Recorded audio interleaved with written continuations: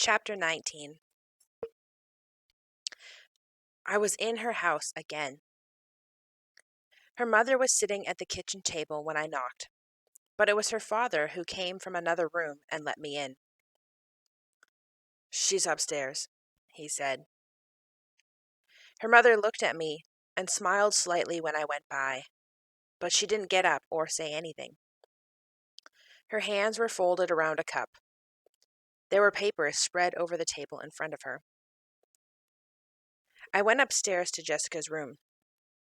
The last of the day's light was fading now across her wall. She was sitting on her bed, as she had been the first time I went to see her. "Hey," I said. I wanted to sit at the desk again, but her chair was piled with clothes. I sat at the other end of the bed. Right off, I wanted to say I was sorry for the way the election thing had been all goofed up, but that there was always next time. And even now she could help Courtney on some project or something. Even I could help. That would be the way to do it. "Today was so dumb," I started. "But I was thinking—" "I'm leaving," she said. I looked at her. "What?" "I'm leaving on Wednesday. I won't be back in school." I felt as if somebody had just punched me in the chest. "What?" "It's not working out," she said. "We thought it would work out here. That's why we rented this place. It was supposed to be until Christmas, at least. But the doctor doesn't like how it's going. There's a thing with my circulation, and he wants me to go back up to Boston again." I wasn't getting it. "It's only been like 3 weeks. You should be here more. You have to be here more." Words were getting jumbled in my head and on my tongue. I was sweating again, and I didn't even have my uniform on. I tried to look into her eyes. I knew they were so green, but the light was nearly gone. You can't." "You can get back to normal in school now," she said. That was just too much. I felt myself beginning to lose it. My eyes stung. "Jessica, don't." "Don't what?" "Don't hate me." "I don't. What for?" It was coming out now, and I was mad. "For today, for the whole stupid thing. I should have talked to you more, said more stuff to you, but I didn't. I don't know why, but I didn't.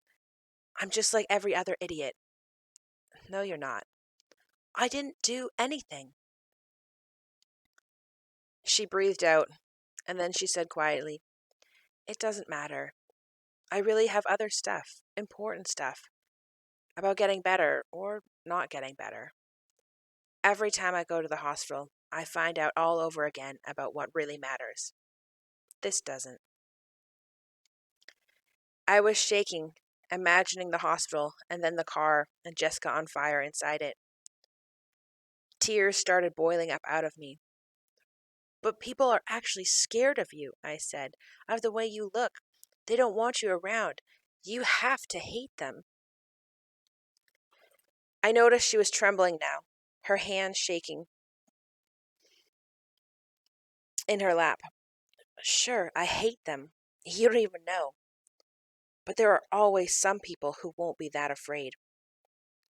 "I'm afraid," I said, surprising myself because I thought it was the worst thing I could say, but it was true. "The way you look, it scares me. I'm too scared to be close or nice to you. I don't say anything. I don't talk to my parents about you. I never talk to you where anybody can see me."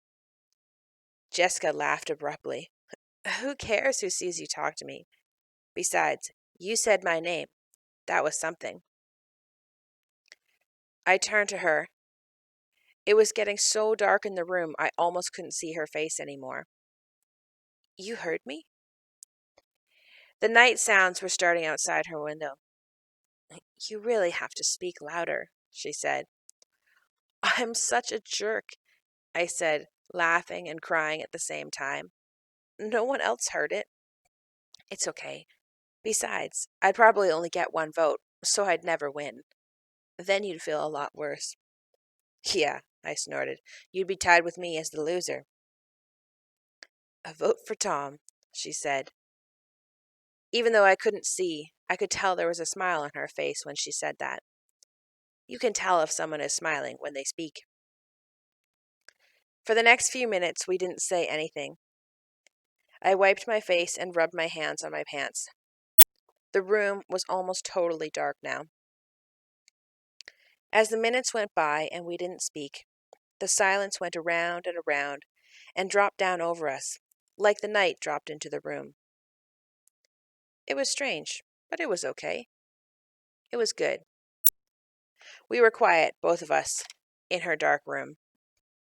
I practically couldn't see her anymore. She was just the shape of a person. But I felt that of all the places I could be, at supper, in my room, watching TV with my parents, in Jeff's car, anywhere, I was in the one place I should be, doing what I should be doing. The room darkened finally and completely. I still knew the rest of the world was outside the window, but it was okay without us. Everything was just waiting for us to finish what we were doing. It's dumb to ask for a lot now, she said after a while.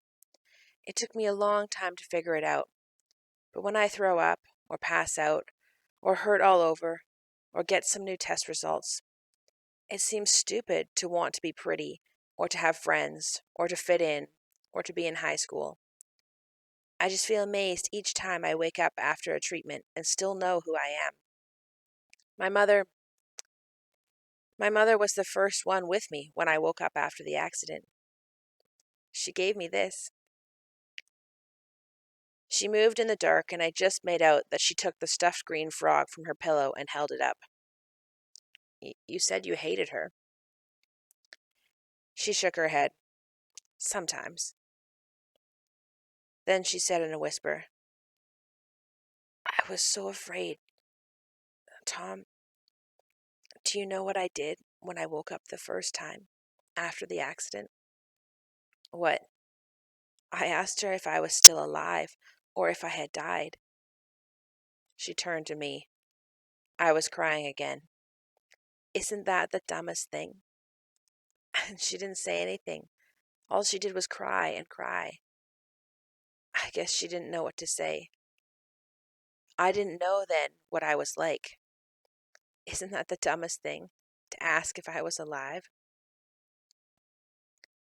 I wiped my face and remembered what everyone had said, that they couldn't believe she was alive. It's not dumb. I'm glad you're alive. Me too. It's different now, but I'm glad.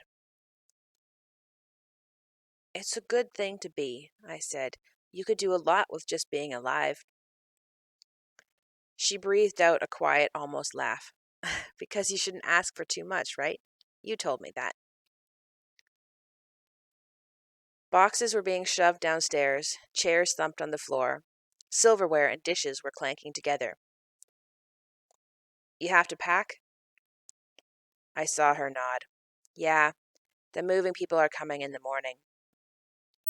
My chest was pounding. Bye, Tom.